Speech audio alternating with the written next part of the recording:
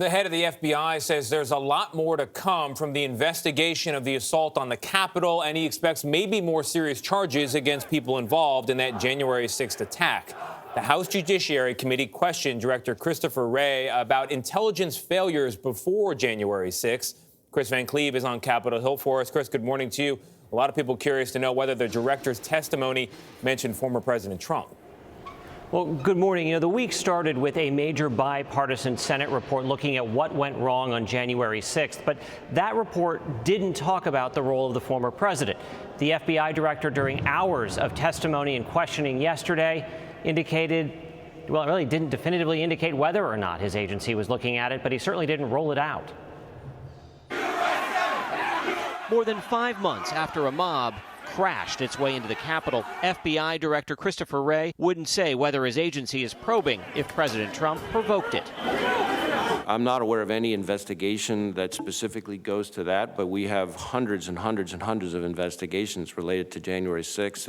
Wray acknowledged almost none of the estimated 500 people now arrested for their roles in the riot had been on the FBI's radar. Did the FBI simply miss the evidence, or did it see the evidence and fail to piece it together? You can be darn sure that we are going to be looking hard at how we can do better, how we can do more, how we can do things differently. Including stepped-up scrutiny of white supremacists who Wray said are now the deadliest domestic threat. We have elevated racially motivated violent extremism at our highest threat priority level. That's commensurate with ISIS. And following high-profile cyber hacks that fueled a frenzy at the pump and threatened the U.S. meat supply, Wray said the FBI is investigating about 100 different ransomware variants. The cyber threat is increasing almost exponentially. Amid new revelations that JBS, the world's largest meat processor, paid $11 million in ransom, Wray cautioned other companies should not.